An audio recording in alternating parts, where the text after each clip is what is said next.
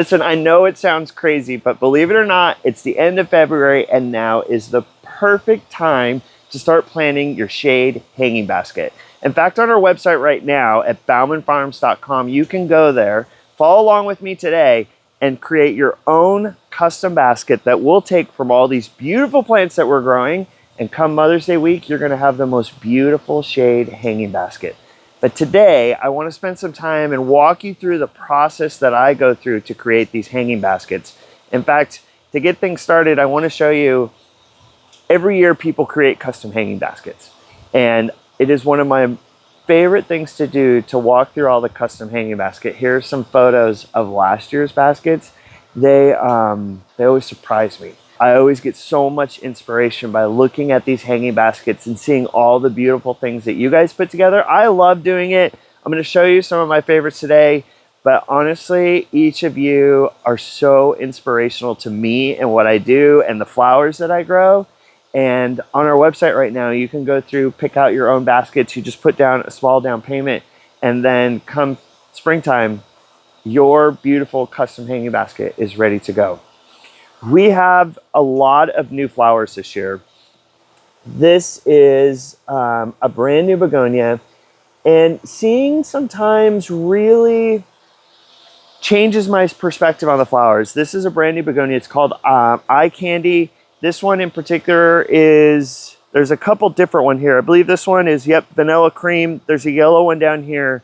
I have never worked with these before, but they were so, the trial plants that I saw were so beautiful. I want to walk you through how I picked these out. Let's grab this one we were looking at. In fact, for this basket, begonias are so important for a shade hanging basket because they're really going to give us that wow with lots of color impact. And when using them, most of the time I'm going to put 2 to a basket. We're going to work on planting a 12-inch basket today. We're going to do a couple different combos. So grab a pen and pencil and follow along. You may notice with these baskets, we're starting them in these little 4-inch pots because begonias are so hard to grow unless you give them a head start in a mixed combo. Here, take a different look here. So this is the Eye Candy. You can see how big and full it is. This is Proven Winner's Double Delight Blush Rose. It is a beautiful begonia, and you see how much smaller they are. Unless I give them a chance to really kind of get established by themselves, they just get lost in combos. So we start all of these in individual pots, and it takes a lot more time, it takes a lot more work, but at the end of the day, you are gonna end up with such a better product. Oh my gosh, check it out. So this is Proven Winner's brand new Ipomea or potato vine for this year. It's called Black Medusa.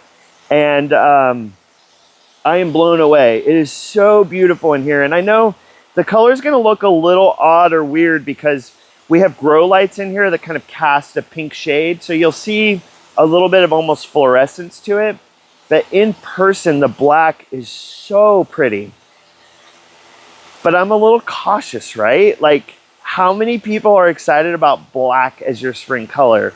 But black is I'm gonna use it to kind of show off some other colors. I'm only gonna use one in a combo, so we're gonna grab one of these.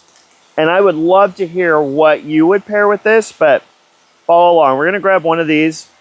Jessica, I've been growing these a little bit longer, and I know I've got you all the way on the other side of the greenhouse, but look at how big and beautiful these Bolivensia begonias are. They have smaller blossoms, not as many petals, but they need pinched. I'll show you how to do that, but I want to use this red one with the black. And I'm going to grab some more stuff. I mean, this is another one of my absolute favorite begonias. This is Canary Wings. Works great in shade baskets. The foliage is so bright. It's because of the chartreuse leaves, there's not as much chlorophyll in the leaves. Typically, in general, like yellow flowers, yellow foliage flowers are not as vigorous. And in shade baskets, that can be okay. You just have to be careful what you pair it with. So I've got some ideas. Already, I mean, it's the end of February, and there is a sea of color in here, and it is so fun coming out here and seeing it. For the growers out there that are following along too, I like to use, these are just your typical everyday Impatiens. If you're looking for a cost saver on adding flowers to your hanging baskets, the shade ones, by popping in one or two of just your typical Impatiens into your basket, we're going to add a bang of color, a different flower size, and the input cost is low, which is great. And we all end up happy because we can try and keep the cost down a little bit more. I like to use beacon Impatiens because beacons are resistant to that powdery mildew. So you're not going to end up with the problems like you do with some of your older versions of your traditional Impatiens. For the projects I'm working on, I really want to grab a pop of purple. I also want some orange. We're going to grab this.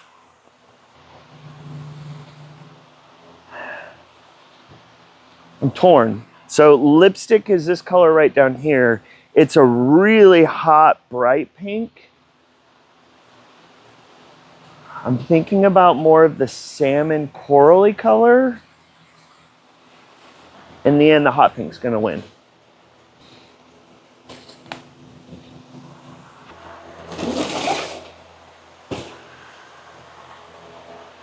Starting to kind of lay it out and take shape here. So we try and put everything together. Tradescantias are an easy add to a shade hanging basket. You need to be careful. They can be super aggressive. They can be super slow. So it's important that you understand their growing habits and what to pair them with. Purple Heart is just going to give me that pop of purple and a little bit thicker foliage that I'm going to like to kind of add some texture to it. So we're going to hold on to this one. This is Pink Paradise. You can tell the difference in the growth habit. Pink Paradise is much slower. So I think I'm going to grab 2 of these. I'm going to grab a few more. You can see here we have different types of fuchsias and colors coming in. I put these in 4-inch as well so that I can grow them, pinch them, get them nice and full and ready to add into our mixed baskets.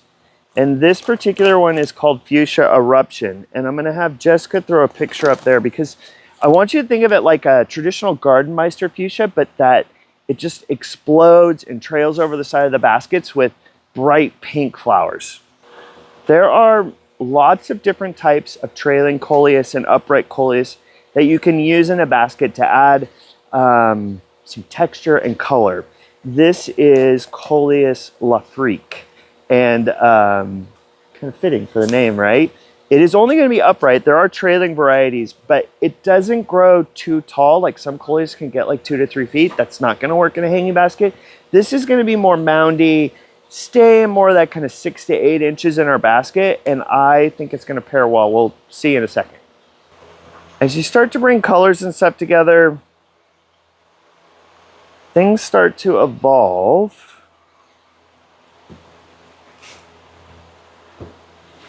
And take shape. I'm still missing a few things. Using a fern in the center of your hanging basket can really keep it nice and full in the center, especially sometimes when you're using fuchsias, like they tend to fall open. So putting something in the center really helps. But a fern wants to always stay moist. And in a hanging basket, that can be hard. Just remember, if you're using ferns in your hanging baskets, they may need to be watered a little bit more often. Soil has arrived. Luckily, the guys brought me over a couple baskets so we can start playing, because it's funny, when you start putting things together, it kind of shifts a little bit on what you were thinking. So let's go back to the beginning, kind of where we started, okay? We have the red begonias, which I really liked with the black and the orange. I thought about putting this coleus in to kind of brighten it up, and I still think that might work, but I'm going to hold on to that. We have the vanilla cream, and one of the things that you'll notice about the vanilla cream, if you kind of scooch in here, you see it has really nice pink, almost a dark pink vein to the outside of the foliage. So you have these kind of creamy yellow flowers, plus you have pink on the outside, and throughout the whole basket you'll see that cream and pink together. So that's why I was kind of thinking the pink eruption fuchsia would go well with it. And then I'm playing around I just don't know if this corally one's gonna work with, I mean, it's pretty. It might, but I'm wondering purple. The other one's too pink because I could put these two purples together. This would be really pretty. I'm just not sure if that'll go. So we're gonna hold that thought. We're gonna come over here. We've got our canary wings, and working with chartreuse foliage can be hard. It's already very bright, so I need to pair it with something. I think this dark green of the Boston fern here is going to be really nice with it. I played around with like a contrasting color, the purple and the red, but I'm not sold on that right now. I've also thought about adding in this coleus with that, but not sold on that either. Thinking. Hold that thought. Okay, let's go back to the first one. Let's work our way through this. This is Fuchsia Autumnal. Really bright, and I think that this first combo just needs a little bit of brightness to it. Now, typically when I'm doing a 12-inch hanging basket, I want to work with 5 plants. I'm going to put 2 on either so that everything kind of works nice together, right? So 2, something in the center to fill it out, and 2 coming out on either end.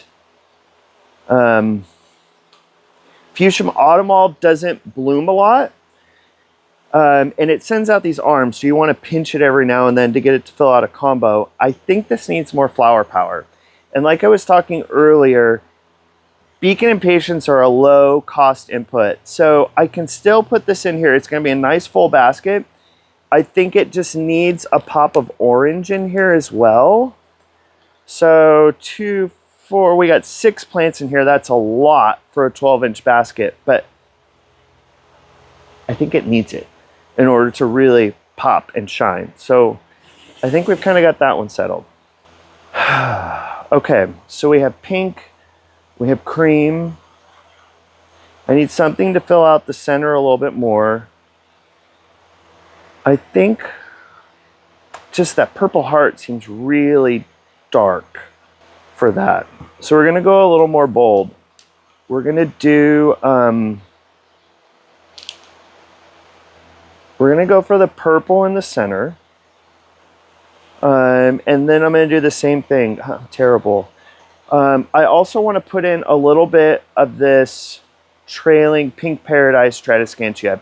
This fuchsia blooms a lot more, so I really think the fuchsia is just going to bloom and bloom, bloom, bloom, hot pink. So the purples, the pinks, and that touch of yellow should make it really nice and bright and full. I've got a lot of green here, a little bit of red. I think I'm going to grab some red Impatiens just to give me some more pop of color in this. So I think the red Impatiens, it's very monochromatic. We've just got the green with a touch of red. The other thing that I want, this begonia doesn't trail down a lot. So I think I'm also going to put a touch of golden creeping Jenny in here. We'll put 1 in this combo. I ended up with 6 in all of these. Just more texture, still plays nicely with everything that's in the pot. And we're going to end up with some really cool baskets that way.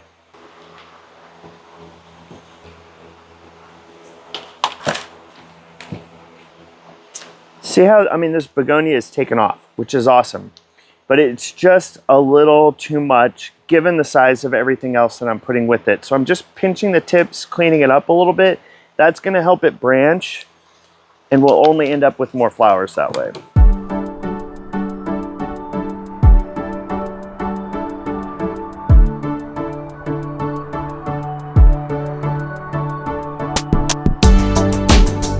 Put our Medusa right here in the center.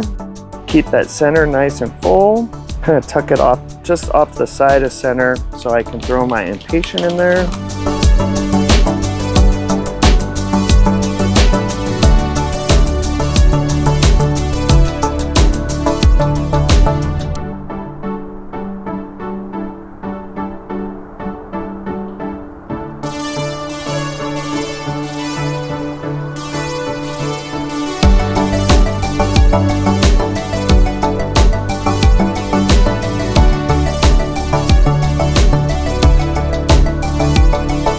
It's always hard to take flowers off in the beginning, but honestly, the flowers are taking away from the energy I want going into the roots and into the foliage, so I oftentimes remove most of them.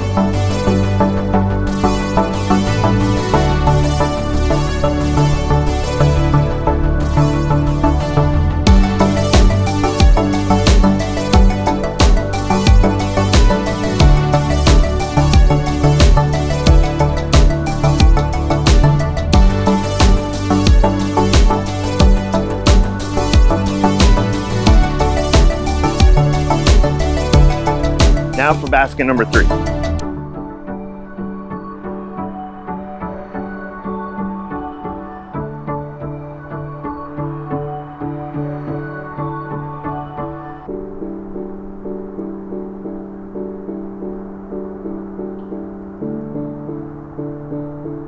Last but not least, a little touch of golden creeping Jenny.